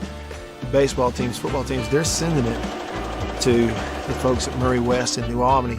You go to their website, murraywest.com, you go to the bottom, you can kind of see some of the Prairie Wildlife, Ole Miss Athletics, Gentile, others that they work with. Can't recommend them enough.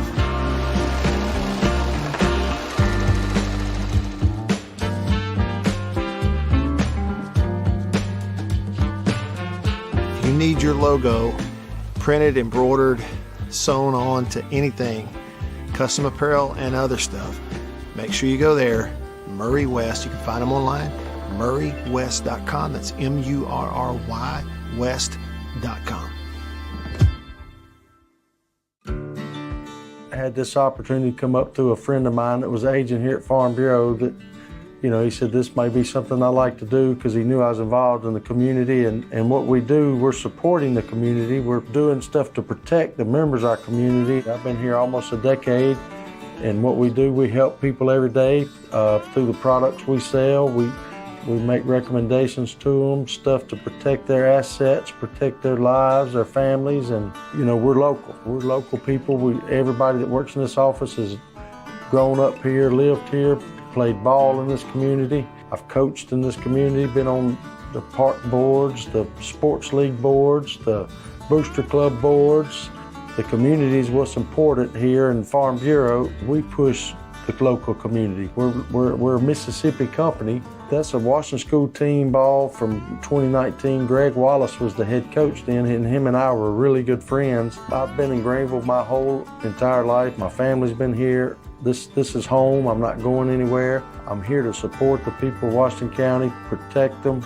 I'm Scott Rainwater with Farm Bureau Insurance here in Washington County. We are the home team.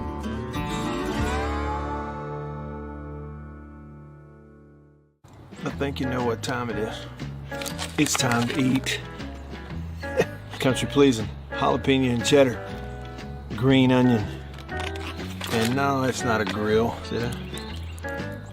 But the fire is just about burnt down enough where it's time to put some of this on there. And the only decision when it comes to country pleasing sausage is which flavor, jalapeno and cheddar or maybe green onion. Both. Break me off a piece of that. Look at that. You know what that is? That's real green onion. Like that monkey who set his tail on a railroad track. It won't be long now.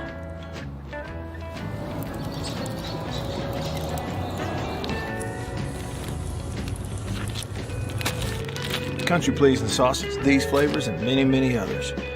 Get them online at countrypleasing.com. At a grocery store near you, pretty much anywhere in the Southeast. Walk up in there and say, Country Pleasing, please.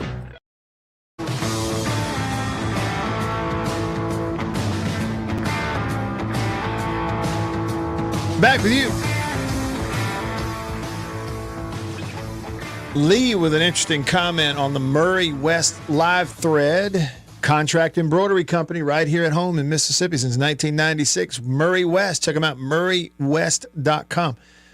Was it Austin? No, it was Lee. Said, talking about quarterbacks in the right system, look at Bo Nix. Auburn versus what he is doing in Oregon now. I mean, I know. Well, system and competition. I mean, the Pac-12 is good. They got good teams. And maybe they have one win the whole thing this year. But I'm telling you, going through a Pac-12 schedule is nothing anywhere like the gauntlet of an SEC one, let alone an SEC West one. Okay, so that's one thing. So system and competition. But your point is valid. Look at him. That guy ran for his life for 3 years at Auburn. Did Bo Nix ever have a game where he could sit comfortably in the pocket on pass plays and get the ball out on time without having to worry about getting ear-holed? Did he? Dude ran for his life for 3 years, and Auburn fans, I mean, I love some of them, but I'm going to tell you something collectively. Here's what you can say about Auburn fans collectively. They are some of the nicest people collectively. They're some of the nicest people around. And they can have a bad team, and they'll put 85,000 in Jordan-Hare Stadium, and it's loud and great. And to their credit, I mean, it's fantastic. I wish our school was that way when you had a bad team, because we're not. But part of it is because we got a fan base can recognize and knows football. I don't know that Auburn collectively has a fan base that really understands football at times. They watch that kid for 3 years run for his life. It's a good thing he could run, or else you'd have been peeling him up off the turf every other series. And still they said it was his fault. He's the problem. We'd be winning everything if it wasn't for Bo Nix. Oh, yeah? No, you wouldn't. And he was not the problem. But I digress. Okay. By the way, too, I credited the wrong person. That was Jake from Yazoo earlier, who texted the show Country Pleasing text line and said players interviewing coaches. A mess. Coaches now deserve this salary.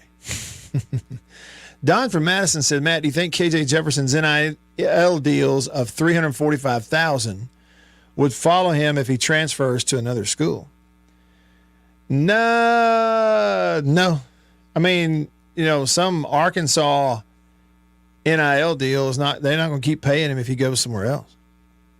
I mean, but I will say this, Don, you saw the KJ Jefferson deal where apparently, according to his Instagram, He's not officially in the transfer portal yet. Now they've hired Bobby Petrino. He wants to meet with him first.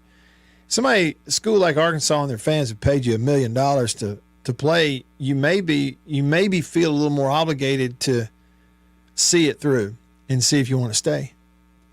It's just a thought. Okay, and White Denzel sends me this. Looks like a tweet from Brandon Marcello. Bobby Petrino is going to be paid $1.6 million a year as part of a 2-year deal as offensive coordinator at Arkansas. He's going to be paid $350K for working December 3rd through February 28th. So starting now, he gets a country club membership, 8 tickets to home football games, and $7,200 in car allowance. Car allowance. 4 wheels. What if it said that? Hey, Denzel, what if it said that? What if it didn't say car allowance? It said on any vehicle with at least 4 wheels. I would love it if that was the language. And then it says they're also going to pay up to $25,000 in moving expenses and temporary housing. Man, I'm going to tell you what. If you can score touchdowns or coach touchdowns, we forgive you. That's the way that works. Rob in Grenada says, if Coach Levy could get Gabriel to come, then it would be a perfect scenario. He knows the system would be a great asset for teaching our young quarterbacks. I agree with that. Somebody told me Festivus starts on December 23rd. Okay, so Beaver's birthday a month earlier than Festivus. Carlos says, why didn't State try to recruit Jefferson out of high school? Well, Carlos, it's my impression that they did. He just didn't go there. He wanted to go to Arkansas. And in the early years of his career playing, when he did get to go and eventually was able to play for Kendall Briles, it was working out for him, I promise you. Hook says, as a Rebel fan, I don't want to see KJ come to State. He puts up Heisman numbers against us, talking about against Ole Miss. Boy, he has. Y'all have had some knockdown, drag-out games against Arkansas while he's been there. J-Rock, country pleasing text, says, Matt, how is Star Wyatt doing? Star, the parking lot dog that Annabeth put in the car and brought home yesterday. Star is sleeping in an old sleeping bag, Sub-Zero sleeping bag that used to be mine for camping and stuff, and now she's sleeping out on the back porch. She's laying out in the sun. She's kicking a soccer ball around the yard. I've been throwing tennis balls, and she'll go retrieve it and bring it back to me. She's smart now, and so she took one of those tennis balls and buried it under that bed she's sleeping in out there, and then she's out there laying out in the sun, snoozing, snoring, and had her tennis ball with her, and so she's doing well. Vet visit came back good. Everything's good. Thanks for asking. She's really a smart dog. Again, how are we supposed to know? She's a stray that was living in a parking lot for 3 days until Annabeth went and brought her, and we're going to try to foster her and find her a home. So I don't know what the history is. She's not anywhere near some sort of full, breed dog, whatever. She's just a mutt. But she is smart. And when I say sit, listen, I've known the dog for what? How many hours? 48 hours? When I say sit, the dog sits down. When I say go get your ball, she goes and gets a ball. We met 2 days ago. One time I said, hey, you need to get a drink of water. I'm not joking you. The dog ran to the water bowl and drank water. I'm telling you, she knows English. All right. Over to the phone line, the Davini Equipment phone line. Davini Equipment in Madison and in Jackson. Your Kubota dealer, the oldest Kubota dealer in the U.S., in fact. Means they've been doing it better, longer than anyone else right here at home at Davini. Jimmy on line 1. What's up, Jimmy? Hey, Matt. You and Star got something in common. Your wife tells you to do the same things, and you do exactly what Star does. We both are good, obedient dogs, aren't we? Yeah, okay. I can go with that. Hey, man. Matt, I was pulling for those Bulldogs, but they just couldn't score. They couldn't pull the trigger. Yeah, that's right. But I wanted to call you about Will Rogers. Okay. Will Rogers is in the transfer portal. Now I'm kind of understanding more about it. I feel like almost Will Rogers must have felt a little animosity this year and possibly affected his playing time at Mississippi State this year after Coach Leach passed away and the change in the offense and everything. Mm-hmm. So now I'm getting a bigger picture of what's going on. So Matt, how do you feel, or how do you explain if Will, is it perfectly fine if Will wants to get in the transfer portal and try it out? If he doesn't like what he gets out of the situation, he'll stay at Mississippi State and play quarterback his final year. How do you feel about that, and how do you think a lot of the Mississippi State fans or alumni feel about that? Yeah, Jimmy, I'm just going to be honest with you. I mean, I think collectively as a fan base, and the relationship is only about 3 days old now with Jeff Lebby as your head coach, but the feeling I have in my gut is that the fan base is going to trust Jeff Lebby on quarterback decisions until they see a reason not to trust it. I really feel that way. And I feel like if Jeff Lebby walked out there and they put a tweet out and he had his arm around Will Rogers and it said run it back and he's going to be the guy, I think most State fans would be like, let's go. But I don't know what possibility there is for that from Will's perspective. I don't know that. I think, again, I hadn't talked to Will or any of the Rogers about this, but my gut tells me that after the experience that they had this year, that they may not want, he, with 1 year remaining, might not want any part of another offense that isn't a base air raid type of offense that he played in high school and that he played in under Mike Leach. And those are out there. You know, there's some places out there who are doing those kinds of things that's the same pass concepts and same terminology and stuff. And I would think that's what they're looking for. Hey, Jimmy, good question. It's good to hear from you, man. Thank you. Call me anytime. Who let the dogs out? Dogs out.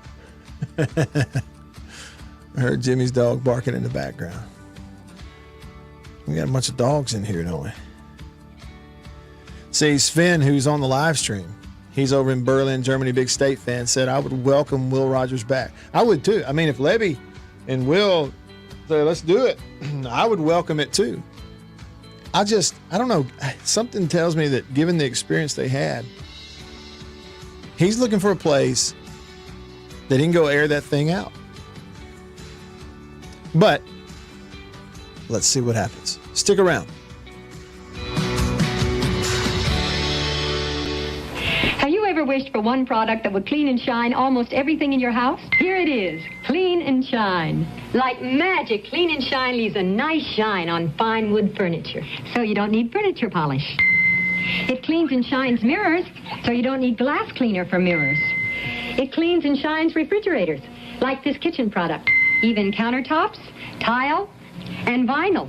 Try new Clean and Shine, the foam that cleans and shines almost everything in your house.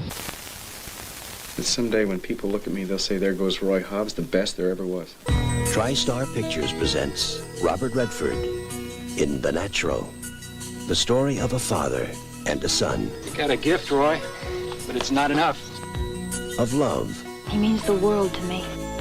And desire. I'm not waiting for true love to come along, Roy. A champion. A Roy Hobbs comes along once, maybe twice in everybody's lifetime. And his destiny. With or without the records, they'll remember you. Best there is now, and best there ever will be. I wouldn't bet against me. I already have.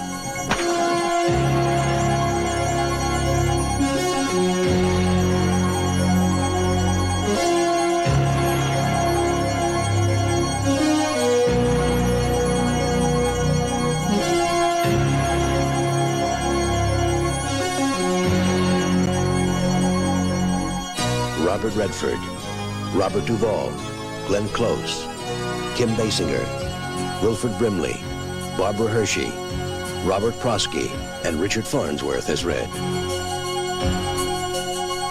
The Natural.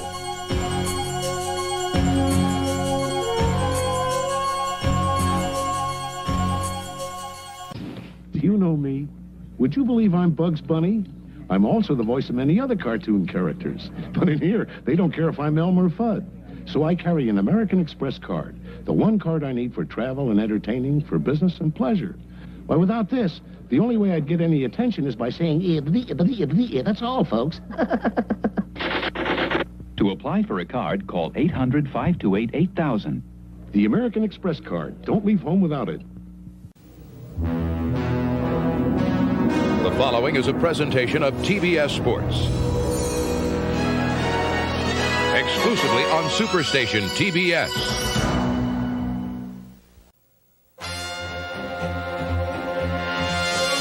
Superstation TBS presents the Atlanta Braves, America's team. Atlanta Braves baseball is brought to you by Budweiser. Beechwood aged for that distinctively clean, crisp taste that makes Budweiser the king of beers. This Bud's for you.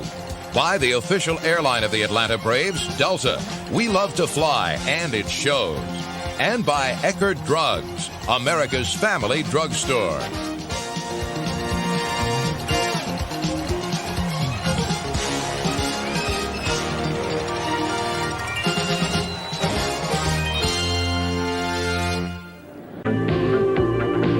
If a man you've never met before suddenly gives you flowers, that's elation. The exciting new fragrance from Impulse. Thursday, it's Cosby starting off a night of family fun. And leave it to Family Ties to keep the laughs coming. Oh, no. What are we going to do? Everything's under control. Then on Cheers, will Norm think on a friend to get a promotion? Yeah, yes, yes. And the fun continues with Night Court. I'm here to strip for Dan Fielding. Thursday. Oh, what a meal, oh, Hamburger Helper Lasagna. for your family. Authentic Italian taste. Hearty robusto, but not too spicy, eh? Hamburger Helper Lasagna turns your plain hamburger into a delicious Italian meal with authentic Italian taste. Curly Italian noodles, rich tomato sauce, and a better blend of spices. Hamburger helper. Lasagna. Helper, hamburger helper. Make a great meal, oh. All right, back with you. A little bit of time left with you here today on this Wednesday in the Bureau, the Farm Bureau Insurance Studio. Farm Bureau, go! With the home team. Rick from Pelahatchie, or should I say Pelahatchie Rick, says, does J.P. Purvis, the linebacker, have another year? Yeah, it's my understanding that he does. So he's played 23, 22, 21, and 20. Okay, so those 4 years, and knowing that the 2020 season is not being counted against anyone in terms of their eligibility, that would mean that JP has another year to come back and play college football if he chooses to do so. So there you go. And that's good news if he decides to come back and be a Bulldog. He's been getting better and better each year. Tough guy, good tackler, really good football player. Last night, State's basketball team took it on the chin, 67-59, 8-point loss at Georgia Tech. And, you know, I got to be honest with you, the fact that the final score of that game was within 8 points, 67-59, it felt like to me that score made the game look closer than it actually was, right?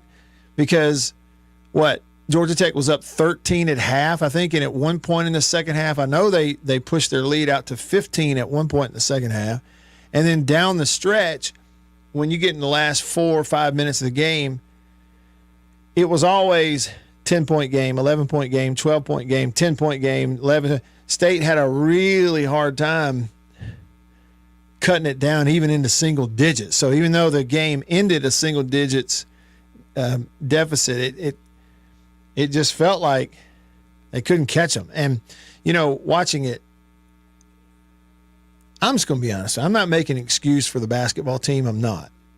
But it wasn't like they had a night where they didn't give effort. They did.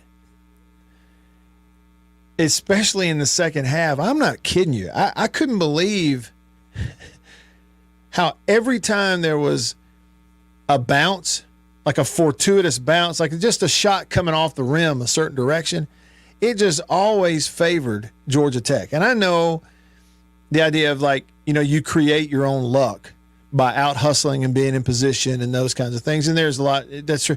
But this was one of those deals where I'm just telling you, it was the kind of night for State where if there's two guys standing there, a State guy and a Georgia Tech guy, and the ball bounces in the middle of them, it's going to bounce and kick towards the Georgia Tech guy every time. It's just one of those nights, okay, where anything out of your control was going Georgia Tech's way. It just was. On top of that, they were shooting the ball better than they have, and you're shooting it worse than you have. State had a stretch there where they couldn't really find anything on offense.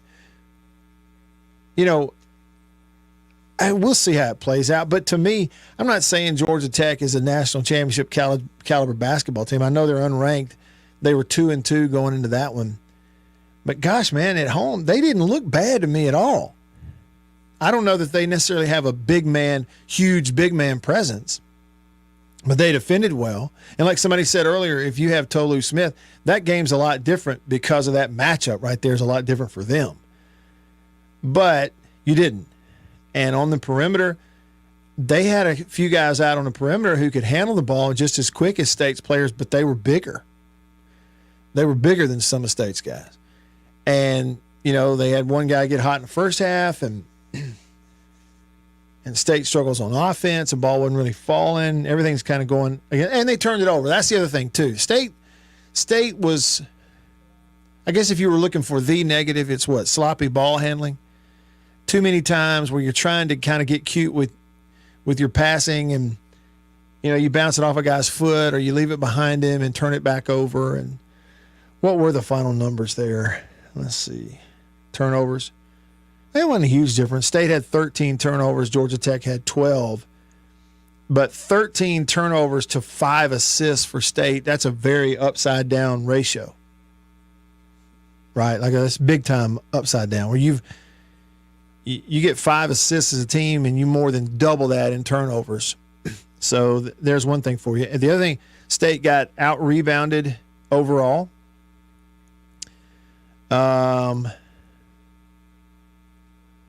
Bench the same. Little advantage in the paint for State. Second chance points, a little advantage for State.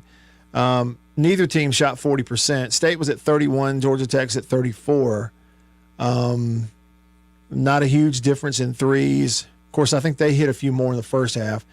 They finished with 8 of 27. State was 7 of 30. So they were 30% from three. State was 23%. The same at the free throw line, 75%, 74%. Some of those numbers make it look even. Of course, again, it winds up an 8-point game. But the thing is, State never led in the game. There were 0 lead changes in the game. None whatsoever.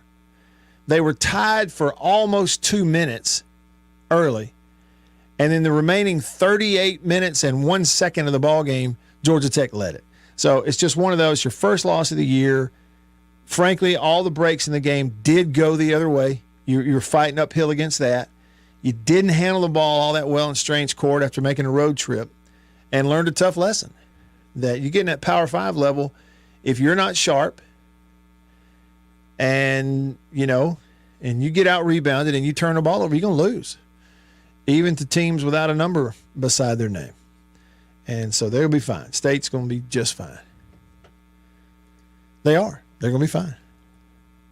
I really do think it's one of those games where you don't come away from it making any sort of big, rash judgment on that basketball team. You're just like, hey, you went, you didn't play your best, you got beat, big surprise. Go back home, play the next one. And, again, like, you look at resume, how RPI works for basketball. At least it's a road game, right? It's a road game, Power 5, and it's a team that's going to play a whole bunch of ACC teams and the Dukes and North Carolinas on their schedule. And I didn't necessarily look to see. Why don't we do that now? I'm going to look and see what the other teams did, because that was what last night was the opening of the ACC, SEC challenge deal. So let me see what the other scores were. The scores that they were updating during the games last night didn't look all that great. Kentucky did come back and beat Miami. They were down early, but came back, led them at half, and just whipped them in the second half. So Kentucky beats Miami by 22, 95-73. Of course, State lost. Clemson beat Alabama. Clemson's that moved them to 6-0. They're unranked. Alabama was up in the top 25. Clemson beat them by 8, 85-77. Game a lot like what State had, but Alabama hosted that one. South Carolina beat Notre Dame. Syracuse beat the tar out of LSU. Missouri got Pittsburgh, and Ole Miss beat NC State by 20. A nice win. Ole Miss is 6-0 and beat NC State by 20 points last night. And so the continuation will be tonight. You get a heck of a game at 6:15 on ESPN.